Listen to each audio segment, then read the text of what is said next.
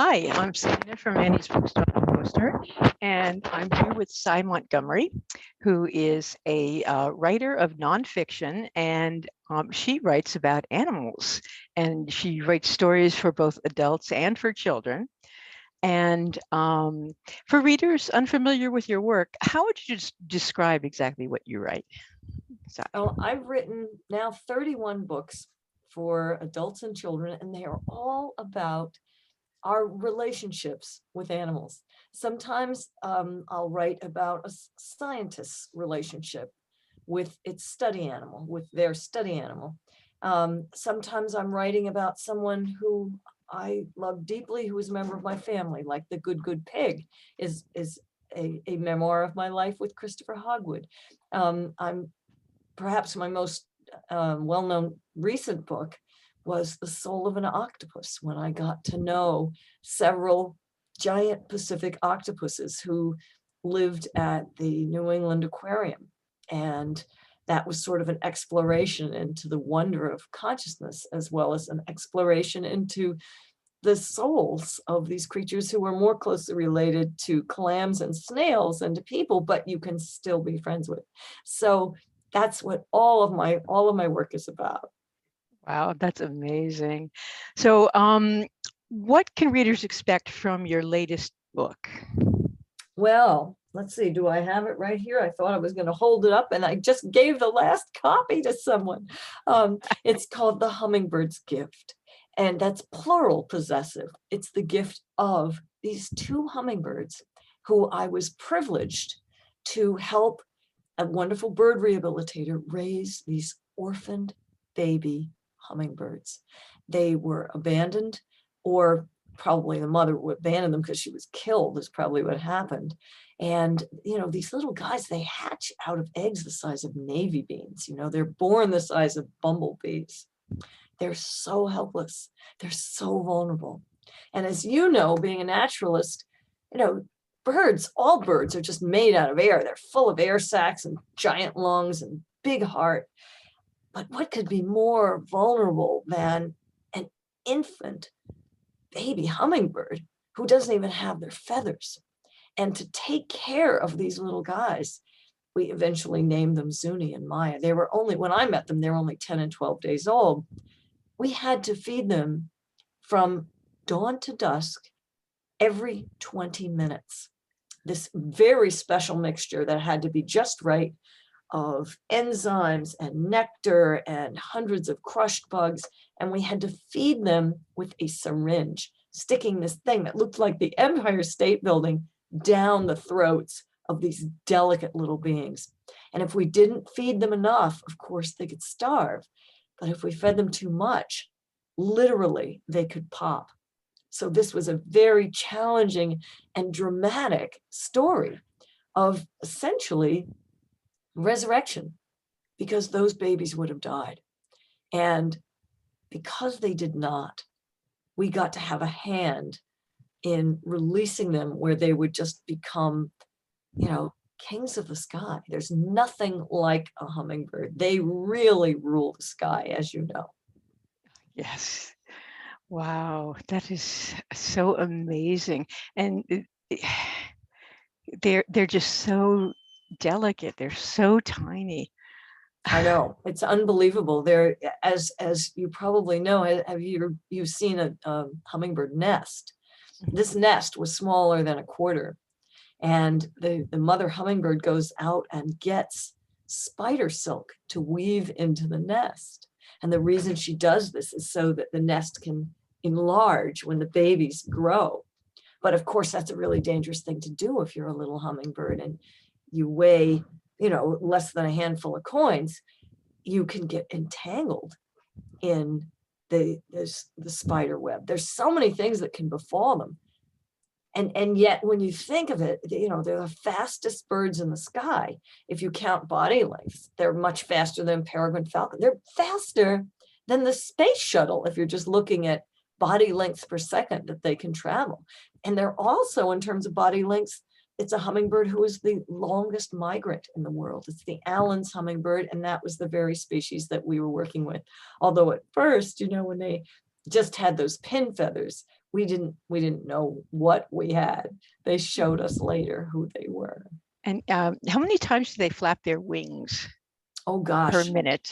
Is there a normal time? Let's see, 5, is that their heart or their, I know that their heart beats 500 times a minute when it's flying.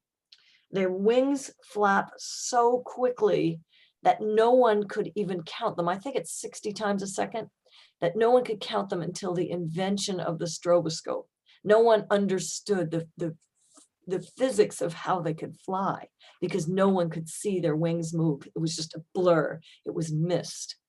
But we now know that the reason they alone among the 10,000 species of birds are able to hover in midair. I mean, literally hover in midair, not like a seagull who's kind of stuck on the wind and the wind is letting the seagull hover, but they can hover for an hour, suspended in the air like magic. And we now know that it's because of the way their wings move. They move, they don't do this, they do this. And they do it so fast we can't count it. Now, you were feeding them. You were feeding them 24 hours a day. Well, not at night, because normally they'd be sleeping. They would be sleeping. But, you know, the mother hummingbird makes between 10 and 110 trips every day to hundreds of flowers in order to get enough nectar. And then she gets bugs. They definitely need bugs as well to feed her babies. So, you know, for us to try to approximate what a mother hummingbird does, that was asking a lot because we're only human. Wow, that's incredible. So, what kind of research went into writing your book? Well, I read a lot of books on hummingbirds first and saw a bunch of films, but really the research was working with Brenda at her home in Fairfax, California. And I was with her. I flew home briefly, but I was with her shortly after she got the birds. The minute I heard she got the birds, I got on a plane. And until we let the first of the two fly free. So that was a pretty fun book to research. But you know, I find in my work, the library is so important, of course. Interviewing people is important and lovely, of course. Watching films is extremely helpful. But being there and letting the animals themselves teach you, there's nothing like that. And there's no joy like that. And that's why I love what I do, because, you know, the gift, of course, that we gave to the hummingbirds was they got to live, but they gave us a huge gift. And it's a gift that in the book, I really want to pass on to the readers from Brenda and me and the hummingbirds. Wow. So in all of your writing for all of your books, what's your favorite research story? Oh my gosh. Well, I have some harrowing ones. I have some really fun ones. One of the things that I got to do for research for book was when I was researching Journey of the Pink Dolphins. And for this book, I made 4 trips to the Amazon, the last of which I got to swim out a quarter mile into a river all by myself. This wasn't some kind of swim with dolphins program. This was just the middle of nowhere. And I would hang in the water. I would, you know, just dog paddle or, you know, just hang there in the water. And 7 dolphins would just come to me every single day and swim around me. And they would sound me. You know, dolphins can see with sound. They have echolocation similar to bats. And you can feel them sounding you, sending these sound waves out to you. It feels almost like you're humming and your teeth are clenched, that kind of vibration. But the other thing, besides just being in their presence and literally feeling their curiosity about me, that I will always treasure about this whole experience was when they would swim underneath me and release a cloud of bubbles that will sizzle up along my skin. And I couldn't figure out why, why are they doing that? I went home and did some library research and found that pink dolphins in captivity are very rare, but there were some in the Duisburg Zoo in Germany, and they were known to do this to each other. And it was thought to be almost like giving your friend a massage. Oh, wow. So they were giving you a massage. That is wonderful. Okay. Um, what was the biggest challenge in writing and putting out the Hummingbird's Gift? Well, in this book, it was when our babies who were growing just fine got mites. And it's normal for hummingbirds to have beak mites. These don't hurt them. These are mites that basically live on a flower, and they depend on hummingbirds to transfer them to a new flower. And so when the hummingbird is drinking from a particular flower, the mites realize, oh, the taxi's here, the bus has come. They run up onto the beak, and then the next flower the bird goes to, they rush back off. So those mites are not a problem, but they got these other mites, and that can kill them. And they were infested, and they probably came from their own nest. Well, what do you do about this? Well, there's medicine that you can give them, but it's an insecticide, and the mites can kill them, and the insecticide can kill them. And we did not know that, we might kill these birds who we loved. And boy, it was touch and go for many minutes.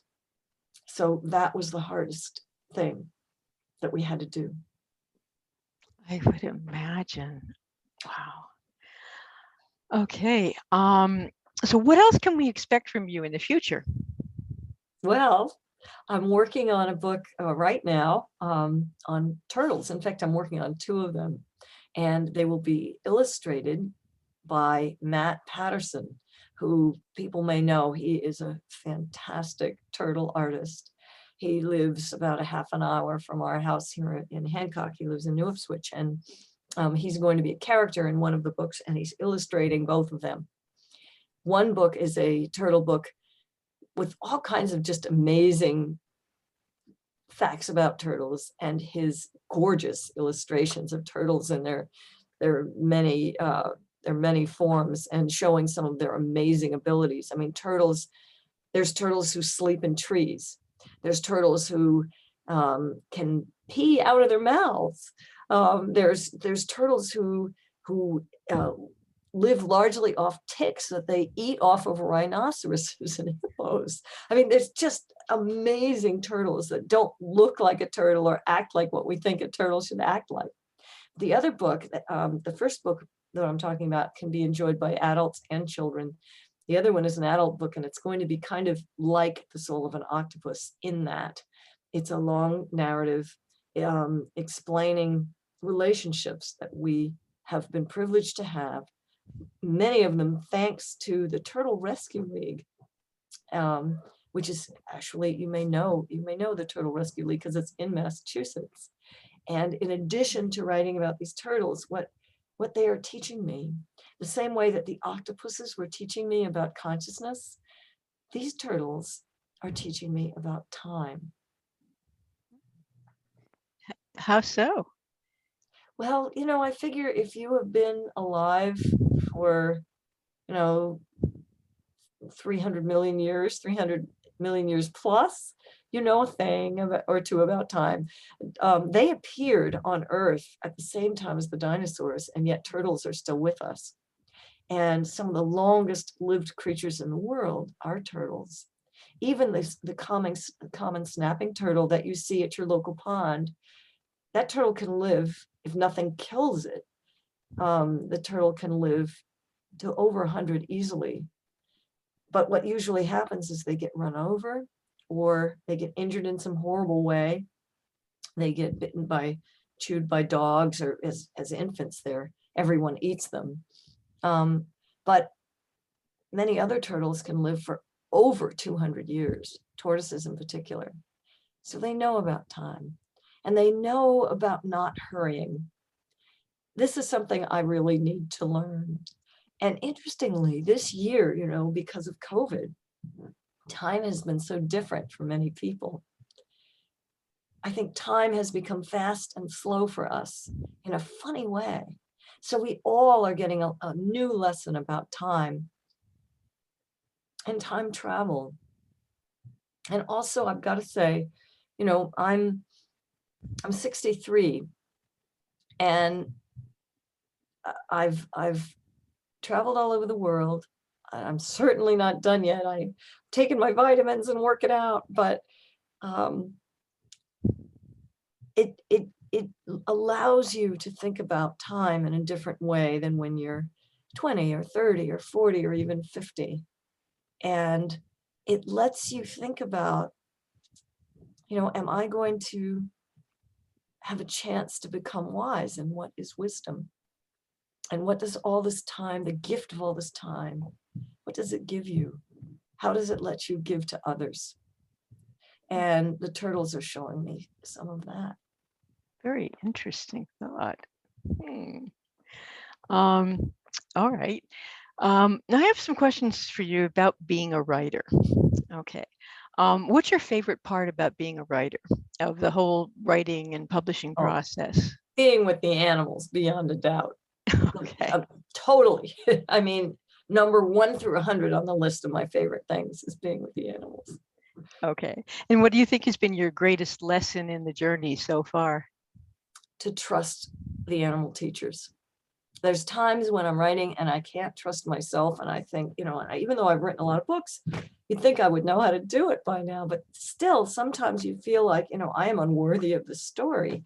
I can't, I just can't believe in myself. We all have days like that. But when I can't trust myself, I can trust the animals, and that's how I keep going. Okay.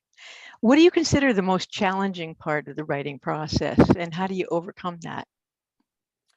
For me, often, well, two things. It's physically the writing, the research. The problems that you have with research are things like, you fell off the elephant, or you got dengue fever, and now you're stuck in Singapore and you don't have money to go to a doctor, that kind of stuff. So what? You can handle that. Or you're lost in the Amazon, that you can handle. It's just going to be one more good story. But the really hard part is, the blank screen, the transition that won't come, the chapter that keeps wanting to morph into something else. And again, to get through that, I trust the animals. Sometimes I will, even in my head, like try to write a letter to the animal about, this is what you taught me, and this is how I want to share it. And it's quite different from writing fiction and nonfiction as well. Yeah, I wouldn't know about fiction. I don't write any fiction at all. I'm not Right. smart enough to do that. But you could very easily take your animals and write fiction about them. Well, if I was a fiction writer, but Yeah. Gosh, I have a hard enough time with stuff that was shown to me, writing that down. If I had to invent it, it would be hopeless. I love reading fiction. But I've never tried to write fiction. I really admire those who can, but I think I'm sticking to nonfiction. Okay. What's been your favorite adventure during your writing career? See, that is so hard. It's like saying, who is your favorite friend? Yeah. What is your favorite food of all the foods in the world? What is your favorite piece of music? But I've had transformative experiences in the presence of animals. And in some cases, they have really rescued me from times that I was despairing. And I write about this in a memoir called How to Be a Good Creature. because animals Right. teach us that. It's not like I know how to be a good creature, but I recognize it when I see it. And I think one of the transformative moments was when on Christmas morning I went out to feed my hens. I had a flock of hens for many, many years, and I had a big bowl of hot popcorn, which they love for holidays. And one of my chickens had been killed. She was lying dead on the floor, and her Oh, head was kind of in the corner, and I couldn't see her head, but I could tell she was dead. So I went to pick her up, and this is a chicken who, you know, I raised these ladies from their days old. They're still shaped like eggs. They don't have any tails. They sit on my head. They come when I call. I kiss their combs. I love each one. So I pick her up, and I see that her head was actually in a hole in the corner of the wall. oh. And out from the hole pops the face. I'm sorry. And We just missed that. oh, We out met. from the hole pops a white face. It was an ermine, Oh, the white wow. coated form of the weasel, because you know in the winter they become white, and there was blood on her chin from my hen. And the most amazing thing was, as I held my friend in my arms as a corpse who'd been killed, I'm facing her killer, and I felt no animosity, just wonder, just this wave of tenderness. And that is forgiveness. And that is what that feels like. And so many times we have an opportunity to forgive. I know how good that feels now. I know how to do it. And I highly recommend it. Ah, wow. Yeah, that is amazing. Um, okay. Um, what piece of advice would you want to share with other writers? I would say, you know, trust your story. Um, it's the story and you are the vehicle. So many times, you know, we trip over our egos. Not that we're the opposite or the shadow of the ego, saying that you're just not good enough to tell this story. So trust the story the way I trust my animals, and it will come. Okay. Are there any groups, clubs, or organizations that you'd recommend to other writers who helped you in your career? No, not at all. See, I'm so lucky. This is what happened. I married the best writer I've ever met, Howard Mansfield. And you probably have his books in your store as well. That's all I need. That's a good way to do it. Yeah, but sorry, I can't offer that as an option for others because I've got them. Okay. Now I have some questions about you as a person. What's one thing that most people don't know about you? I think people have this idea, and it's great. I hate to dispel it, but people think that I'm fearless. Well, I'm not afraid of animals. I'm not afraid of any animal. I mean, that doesn't mean I'm going to cover myself in liver pate and go out and meet a lion, but I don't think animals are going to hurt me, because they're not, except maybe a mosquito. They give you diseases. But I am terrified of cocktail parties. And I have been known to spend parties given in my honor in the bathroom with the cat, not in my house, but in other people's houses. And I feel terrible about this, because here, you know, and often it's somebody who you don't even know who's giving you this party because you're in town or whatever. And what a lovely, generous gesture, and what a big jerk I was to be hiding in there. But yeah, I find that stuff really hard. You're not the only one. I've been speaking to a lot of authors, and a lot of people are saying the same exact thing. I think it Absolutely. must be something intrinsic to writers. I mean, a lot of them are saying the same thing. A lot of them are saying that they're shy, Mhm. that they have a really hard time in crowds, that they that they can't deal with a lot of people.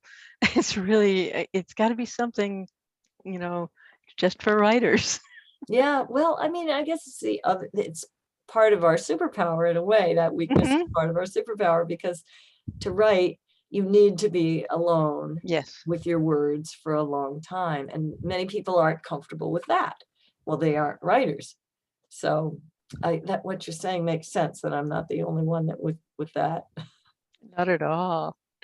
Um, my next question is there any question that you would wish interviewers would ask you, and what would your answer be?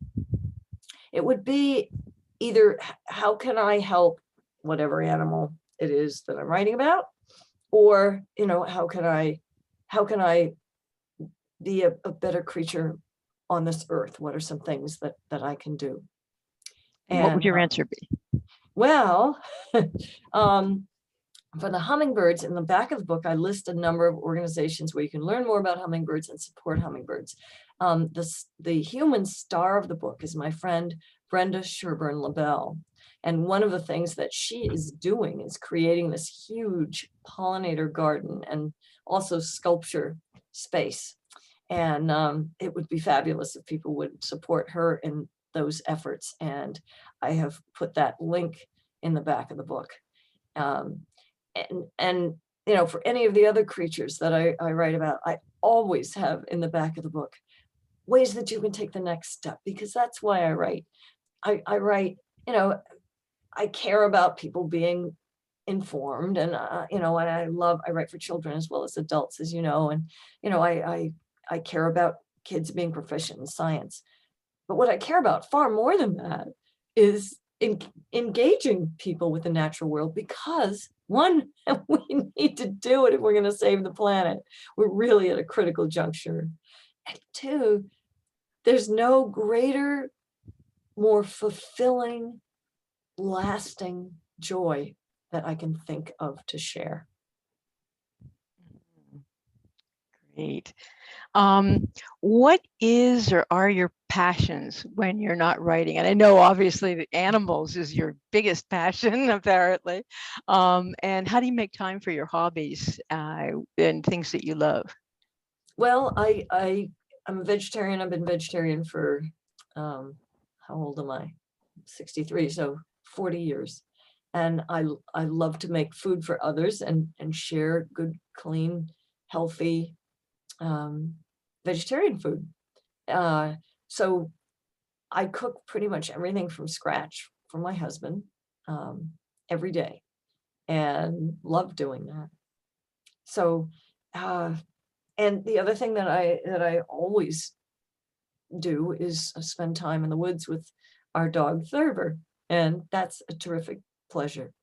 And I never fail to do those two things if I'm here.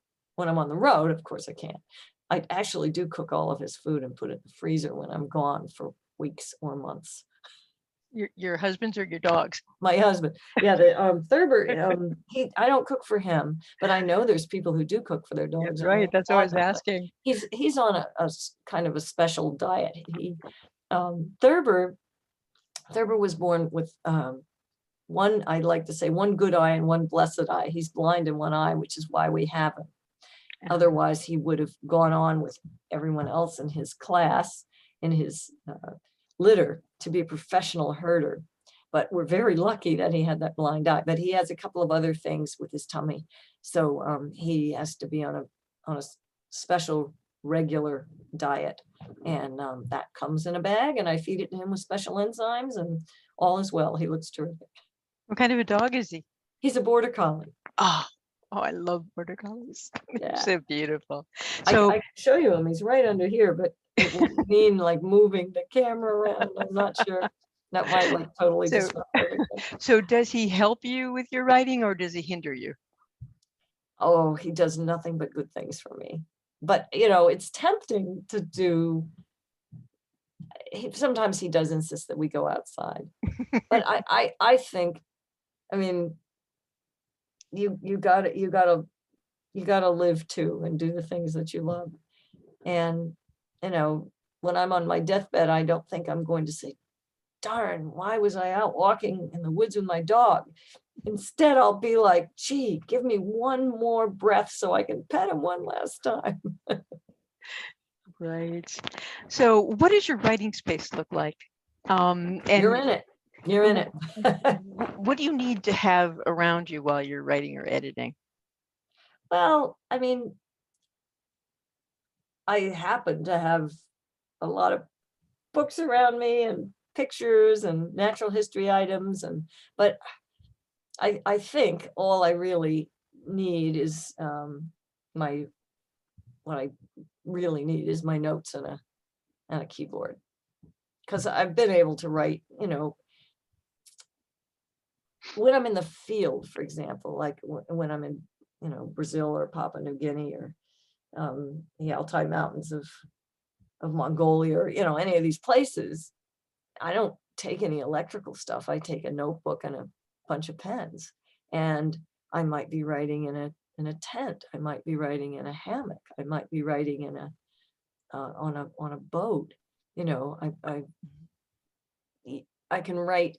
I can write just about anywhere. But it's lovely to be here at home with Thurber and my husband. And I've been so lucky during COVID that I hadn't planned one of these big expedition books that requires trips around the world. I had already embarked on this turtle book. So it worked out great. That is good. You are lucky that you hadn't planned on something like that, because it probably would not have been able to happen. Yeah. Well, I did have another scientist in the field book planned that it was a diving expedition to Ecuador, and that has been put off. But you know what? I mean, although I will be very excited doing it, and I'm working with some fabulous people, and I wish poor Ecuador wasn't getting slammed so badly with COVID. But that said, having the gift of time to write the turtles and not have to stop and research another book kind of in the middle of it, that's a blessing in itself too. Mhm. Do you have any favorite food or drink that you must be in the vicinity when you're writing? No, No, no no, coffee or water or anything, no, because in the field when I'm writing, right? Yeah. you may not have, I mean, you can have water, but sometimes it tastes awful because you've got to put tablets in it so you can drink it and don't die. So yeah, I mean, I I I like to have some tea in the morning, and that's really nice. But I don't need it. I'm so I'm in the world that I'm writing about, and everything else, except for sometimes a little white paw, everything else is gone. Okay. And I guess my question about do you prefer silence or music or whatever? It just doesn't really matter to you, does Doesn't it? matter. I mean, I'd rather not have a chainsaw going, a siren, maybe not, but But it really doesn't matter though. no, my husband listens to beautiful music. Sometimes I can hear it and sometimes not. Um, but as long as, hammering would be bad, like a child screaming would be terrible. But there's writers who can write through all that. God bless them. Yeah, I have noise going on in the background here. I don't know if you could hear it. No, I Oh, can't. What's good. going on? That's good. There's it's just a heavy machinery taking a tree down. Oh, Um, gee. Well, we can't hear it, so it's not interfering with our talk. So that's good. How important has the New England setting been to your writing? oh, it's just been great. And for this reason, most of my writing, I have to go away. And you have to empty yourself out and then fill yourself up with the places and animals and people that you meet in that landscape. Emptying yourself out is scary in a way, but to be able to come home, a real home, having that confidence that I will come home and I'll be full of this other place too, but I won't have lost home. I grew up, my father was a general, so military families move a lot, and I hated it, and always wanted a home, and now I have it. And we've lived here since the middle 80s. And I love it so much here in Hancock. I have wonderful friends. We have 8 acres. We have a brook and a field. We have a huge field filled with milkweed for monarch butterflies. And Yes. all these plantings that the people who lived here before left us, beautiful trees and lilac bushes. And I feel like I'm the luckiest person in the world. That's wonderful. I just have 2 more questions for you. One is, where can people find your work aside from Annie's Bookstop of Worcester, of course? And I'm going to give a little plug that I usually give in all of these videos. If you would like any of Sai's books, you can call us at 508-796-5613. And or you can send us email at orders@anniesbooksworcester.com, and if we can get her books, we will get them for you. And where else could you find your books? Well, I think other independent bookstores too have, they don't have, not every bookstore is going to have every one of my books, but most bookstores will have something of mine. And otherwise, independent bookstores will order any book for you. Right. So even a hard to get book. And the chain bookstores will have my books as well, and the internet place. I love the way you said that. They've been kind to me, but my heart really belongs with the independent booksellers. And I'm so glad to see you still thriving through this whole pandemic. I mean, good on you, man. And Thanks. New England independent bookstores, I think, are the best bookstores in the entire world.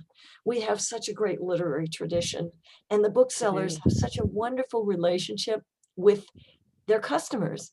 And it's amazing to be able to walk into your local bookstore, see your friend, and know that they've been thinking about, I have got the greatest book to show you. I just know you're going to love this. It's like Christmas morning every time you walk into your bookstore. And if you're working on a project, it's like going to the local library, except instead of a dating service, it's the marriage.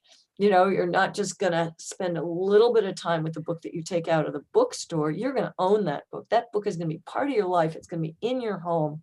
You can read it over and over. You can share it with others. And so it's a really intimate thing, your local independent bookstore, because this book is going to be part of your life. So I just want to thank you for everything you do. Well, thank you for everything that you do. Your books are incredible. Gosh, thanks so much. And the last question I have is, how can we follow your work and share your awesomeness? Oh gosh, well, thank you. It's so nice of you to ask these things of all of your authors, and we are delighted. I am on social media.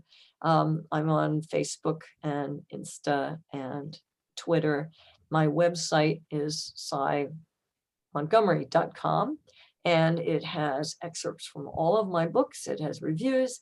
It has a really terrific news section, and I can say that because my husband does it.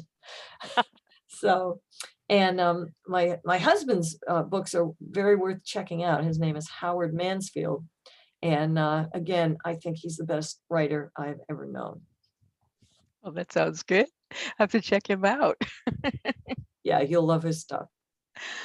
So, well, anyway, thank you so much, Cy, for joining us today. And hopefully, if you ever get to Worcester, you will drop into our store. Oh, you bet. Yeah, Absolutely. and maybe do book signings when COVID is all over.